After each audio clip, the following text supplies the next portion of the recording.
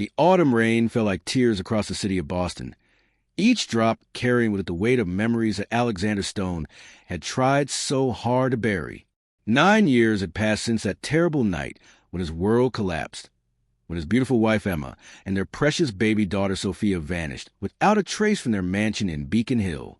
9 years of searching, hoping, and slowly dying inside as each lead turned cold and every private investigator came back empty-handed.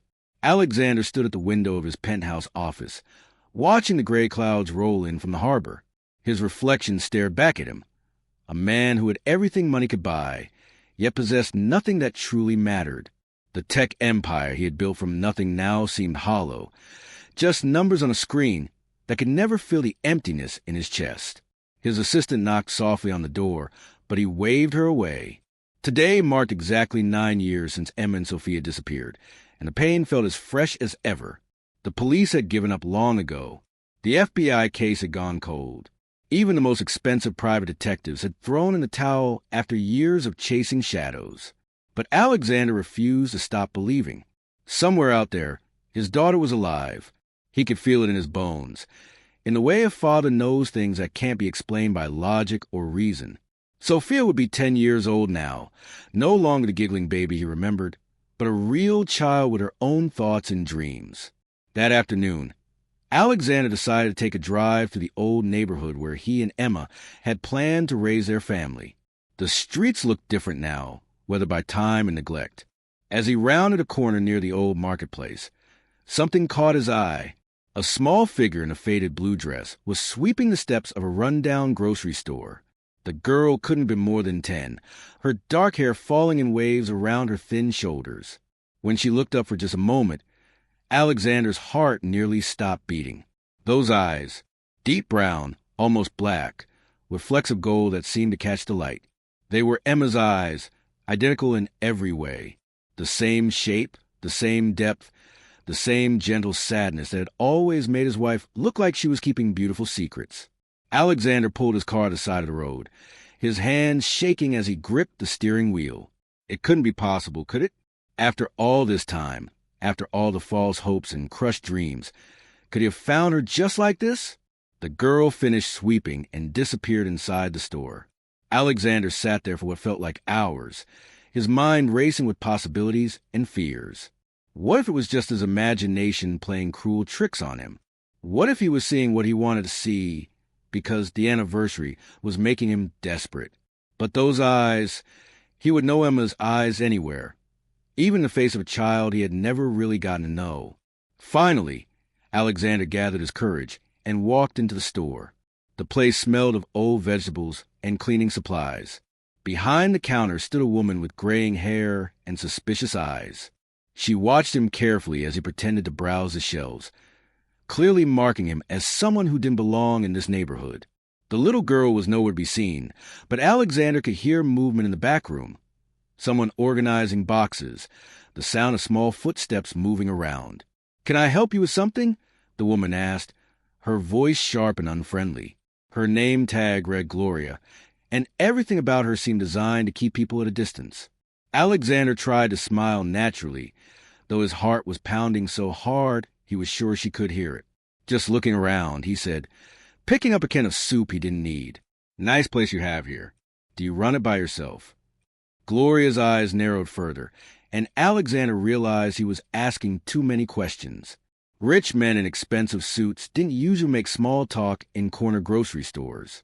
"My granddaughter helps out sometimes," Gloria said carefully, as if each word was a test. "But she's not here right now." It was a lie. Alexander could still hear the movements in the back room, but he didn't push. Instead, he bought the soup and a few other random items, all while trying to think of a reason to come back. Over the next few weeks, Alexander found himself driving by the store almost every day. He learned the girl's schedule. She swept the steps every Tuesday and Friday afternoon, helped unload delivery trucks on Saturdays, and sometimes sat outside doing homework while Gloria worked inside. Her name was Lily, or at least that's what Gloria called her. She was quiet, almost invisible, the kind of child who had learned to make herself small. Alexander hired a private investigator named Marcus Rivera to look into Gloria's background. What Marcus found made Alexander's blood run cold. Gloria Patterson had a criminal record, fraud, identity theft, and connections to a human trafficking ring that had been broken up 5 years earlier. She had served time in prison and was supposed to be under supervision, but somehow she had slipped through the cracks. Most disturbing of all, there was no record of any granddaughter named Lily. No birth certificate, no school enrollment, no medical records. The child simply didn't exist on paper. The pieces started falling into place like a horrible puzzle. 9 years ago, Emma had been driving home late from her book club meeting when her car was found crashed into a tree on a lonely stretch of road outside the city. The police said it looked like an accident. Maybe she fell asleep at the wheel. Maybe she swerved to avoid an animal. But Emma's body was never found, and neither was baby Sophia's car seat that should have been in the back. The police assumed they had been thrown from the car and swept away by the river that ran alongside the road. They searched for weeks but found nothing. Now Alexander realized the terrible truth. It hadn't been an accident at all. Someone had taken his family, killed his beloved Emma, and stolen his daughter. Gloria was part of it somehow. Maybe she had been paid to take Sophia and keep her hidden, or maybe she had bought the baby from whoever had actually done the kidnapping. Either way, his little girl had been living as a slave in that horrible store, probably believing that Gloria was really her grandmother, probably never knowing that somewhere out there was a father who had never stopped looking for her. Alexander knew he had to be careful. If he moved too fast or made Gloria suspicious, she might run away with Lily, and he would lose his daughter all over again. So he started shopping at the store regularly, always friendly but never too interested. He learned that Lily was smart but had never been to school. She could read because customers sometimes left newspapers behind, and she taught herself, but she couldn't do math beyond simple addition. She was afraid of loud noises, and always flinched when Gloria raised her voice. Most heartbreaking of all, she seemed to have no idea that the life she was living wasn't normal. One rainy Thursday afternoon, Alexander arrived at the store to find Lily sitting outside on the steps, soaking wet and shivering. Gloria's car was gone. She had apparently left the girl alone while she went somewhere. Alexander couldn't stand it anymore. He approached slowly, not wanting to frighten her. "Hey there," he said softly, crouching down so he was at her eye level. "You look cold. Would you like to come sit in my car where it's warm?" Lily looked up at him with those familiar eyes, and Alexander saw fear mixed with longing. She was clearly freezing, but she had been taught not to trust strangers. "I can't," she whispered, her voice barely audible over the rain. "Grandma Gloria says I have to wait here until she gets back. She says bad things happen to little girls who don't follow the rules." Alexander's heart broke into a million pieces. His daughter had been trained like an animal, taught to live in fear and obedience. "Well, what if I waited with you?" Alexander asked. "I could keep you company, and when your grandmother comes back, she'll see that you followed the rules perfectly." Lily considered this, then nodded slightly. Alexander took off his expensive jacket and wrapped it around her small shoulders. It was huge on her, but it was warm and dry. They sat together on the steps, not talking much, but something passed between them. Alexander told her stories about faraway places and asked her about her dreams. Lily had never thought about dreams before. She had been too busy just surviving. But sitting there with this kind stranger, she allowed herself to imagine what it might be like to go to school, to have friends, to live somewhere that didn't smell like rotting vegetables. When Gloria returned an hour later, she found them sitting together, Lily wrapped in Alexander's jacket and actually smiling. Gloria's face went white with rage and fear. She grabbed Lily roughly by the arm and dragged her toward the store. "What did you tell him?" Gloria hissed, her voice low but vicious. "What did you say?" Lily tried to explain that they had just talked about books in faraway countries. But Gloria wasn't listening. She shoved the girl inside and turned to face Alexander, her eyes blazing with suspicion. "Stay away from her," Gloria said quietly, but her words carried a threat that made Alexander's blood freeze. "She's not your concern. She's my family, and I protect what's mine." Alexander wanted to grab Lily and run, but he knew that would only make things worse. Instead, he nodded and walked away, his mind already working on a plan. That night, Alexander called Marcus and told him everything. They both knew they needed more evidence before they could involve the police. But Alexander was terrified that Gloria might disappear with Lily if she felt too threatened. Marcus suggested they try to get a DNA sample somehow. If they could prove that Lily was really Sophia, the police would have to act. The opportunity came the following week when Lily dropped a piece of paper outside the store. Alexander watched her pick it up and stuff it in her pocket, but he noticed she had missed a small corner that had torn off. After she went inside, he retrieved the scrap of paper. It wasn't much, but Marcus knew a lab that could extract DNA from even the smallest biological traces. While they waited for the test results, Alexander discovered more disturbing details about Gloria's past. She had been part of a network that kidnapped children and sold them to people who wanted untraceable workers or who couldn't legally adopt. The organization had been broken up, but several key players had never been caught. Gloria was supposed to be in witness protection, but she had violated the terms of her agreement by keeping Lily instead of turning her over to social services. The DNA results came back on a Friday afternoon, and Marcus called Alexander with the news that changed everything. The lab had found a perfect match. Lily was definitely Sophia Stone, Alexander's missing daughter. She had been living less than 10 miles from where she was born, hidden in plain sight, while her father spent millions searching the world for her. Alexander immediately called the FBI and the Boston Police Department. Within hours, a joint task force was assembled. They had to move quickly and carefully. Gloria had contacts in the criminal underworld and might have escape plans already in place. The raid was scheduled for early the next morning, when Gloria would be at the store preparing for the weekend.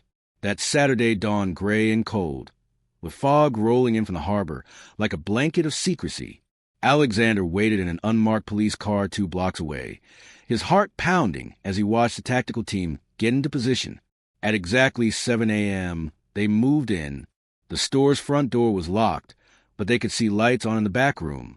What happened next unfolded like a nightmare in slow motion. Gloria must have seen the police cars because suddenly there was shouting from inside the store. Alexander heard Lily scream, a sound of pure terror that cut through him like a knife. Then there was a crash of breaking glass and more shouting. The police were yelling for Gloria to surrender, but Alexander could hear her voice screaming back that they would never take her alive. The standoff lasted for 20 agonizing minutes. Alexander begged the police to let him go in and talk to Gloria, but they refused. It was too dangerous. Finally, there was a single gunshot from inside the store, then silence. The tactical team rushed in, and Alexander's world held its breath. When the police emerged, they were carrying Lily in their arms. She was unconscious but alive, apparently drugged with something Gloria had given her to keep her quiet during what must have been a planned escape. Gloria was found dead in the back room, apparently having taken her own life rather than face capture and the loss of the child she had claimed as her own. At the hospital, Alexander sat beside Lily's bed as she slowly woke up from the sedative. When her eyes opened and focused on his face, there was a moment of recognition that went deeper than memory. For 9 years, she had been living with a piece missing from her soul, just as he had. Now, looking into each other's faces, they both felt that piece sliding back into place. "Daddy," Lily whispered, the word coming from some deep place in her heart that had never forgotten who she really was. Alexander started crying then, tears of joy and relief and overwhelming love for this brave little girl who had survived so much. The next few months were not easy. Lily had to learn how to live in the world again, how to trust that she was safe and loved. She had nightmares about Gloria in the store, and sometimes she would panic if Alexander left her alone for even a few minutes. But slowly, day by day, the real Sophia began to emerge from behind a frightened mask that Lily had worn for so long. Alexander enrolled her in a private school with small classes and patient teachers. He hired therapists who specialized in helping kidnapped children recover from trauma. Most importantly, he simply spent time with his daughter, getting to know the amazing person she had become despite everything she had endured. Sophia was brilliant and curious, with a love of books and art that reminded him so much of Emma, it sometimes took his breath away. One evening, as they sat together in the library of Alexander's home, Sophia asked the question he had been dreading. "Daddy, what happened to Mommy?" Why wasn't she with me when Gloria took me? Alexander had prepared for this moment, working with Sophia's therapist to find the right words. He told her the truth, but gently, explaining that Emma had died in the car crash, but that she had loved Sophia more than anything in the world. Sophia cried then, mourning the mother she had never really known, but whose absence she had always felt. Alexander held her close and promised that they would visit Emma's grave together, that they would keep her memory alive through stories and photographs and all the love they shared. As the story of a millionaire found his daughter missing for 9 years, and the truth left him speechless, came to its close, Alexander reflected on how much their lives had changed. The pain of those lost years would never completely go away, but had been transformed into something precious, a deep appreciation for every moment they had together, and an unshakable bond forged through surviving the unthinkable. Sophia grew up to become a strong, compassionate young woman who used her experience to help other kidnapped children find their way home. Alexander established a foundation in Emma's memory that provided resources for families of missing children and funded research into better ways to find and rescue victims of human trafficking. Together, father and daughter turned their tragedy into a force for good in the world, proving that even the darkest chapters of our lives can be rewritten with love, hope, and the unbreakable bonds of family. The truth that had left Alexander speechless was not just that he had found his daughter after 9 years of searching, but that love had the power to survive anything, even the cruelest separations and the most devastating losses. In the end, that love was what brought them home to each other, and what would keep them together for all the years to come.